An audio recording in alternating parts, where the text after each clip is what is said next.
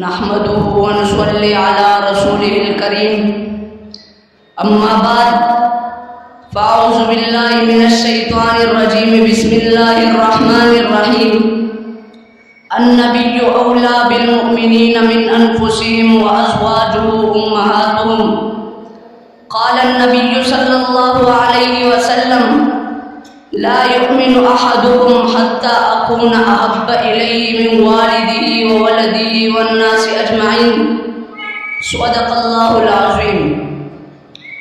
گر شمس و قمر کوئی ہاتھوں میں اٹھا لے،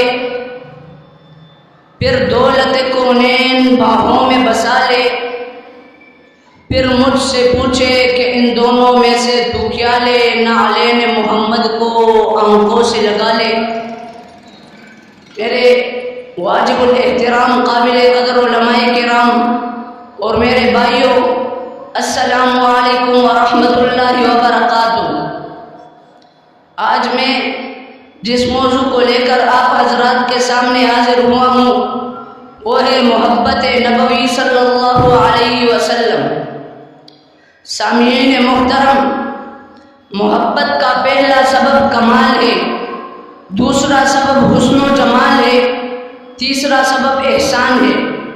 اگر حضور کے سبب کمال کو دیکھا جائے تو حضرت آدم علیہ السلام سے لے کر نبی علیہ السلام تک جتنے انبیاء اس دنیا میں آئے تھے، ان تمام انبیاء میں جو کمالات فرداً فرداً موجود تھے، وہ سارے کمالات آپ علیہ السلام میں بدرجہ اتم پائے جاتے تھے۔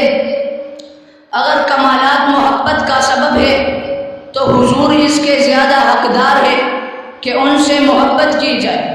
اگر سبب احسان کو دیکھا جائے تو حضور کا احسان کسی خاص طبقے یا جماعت پر نہیں، بلکہ جہاں پر آپ رحمت للعالمین بنا کر بھیجے گئے، آپ کا احسان بھی تمام عالم پر ہے۔ اگر دیکھا جائے آپ کو شاعر و مجنون کہا گیا تو کس لیے آپ کو ہجرت کرنے پر مجبور کیا گیا؟ اس کی حقیقت یہی ہے کہ انسانوں کو جہنم میں جانے سے بچا کر جنت کا حقدار بنا دیا۔ کیا اس پیغمبر کا اتنا حق نہیں کہ ان سے محبت کی جائے؟ تبھی تو شاعر کہتے ہیں محمد کی غلامی دین حق کی شرط اول ہے، اگر ہو اس میں کوئی خامی تو سب کچھ نامکمل ہے۔ سامعین محترم، محبت کا دوسرا سبب حسن و جمال ہے۔ حضور کے حسن و جمال کا یہ عالم تھا کہ حضرت عائشہ رضی اللہ تعالی عنہ فرماتی ہے کہ حضور کے رخسار مبارک کی چمک کی وجہ سے مجھے گوئی ہوئی سوئی مل گئی۔ اگر حسن و جمال محبت کا سبب ہے تو حضور اس کے زیادہ حقدار ہے کہ اس سے محبت کی جائے۔ آئے میں آپ کو ذرا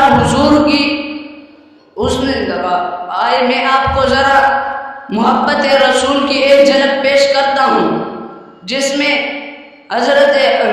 نے جب مشرکین مکہ نے حضرت محمد صلی اللہ علیہ وسلم کو مسجد نبوی میں مارنے کی کوشش کی تو حضرت ابو بکر بھی تھے۔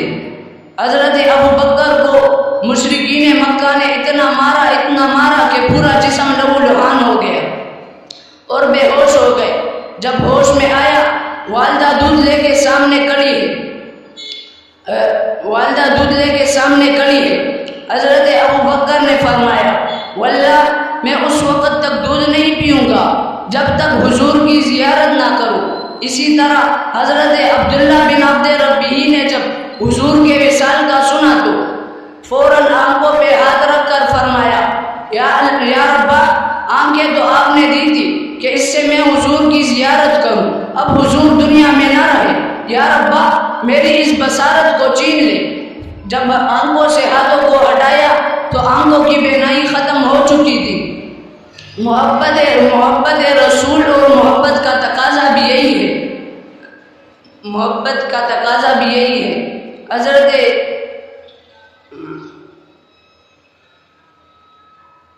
آخر میں اتنا ہی ضرور کہوں گا کہ محمد سے وفات ہونے تو ہم تیرے ہیں، یہ جہاں چیز ہے کیا لوگ قلم تیرے ہیں، لگاتے ہیں نعرے ایمان والے، محمد ہمارے بڑی شان والے۔ وآخر دعوانا الحمدللہ رب العالمین۔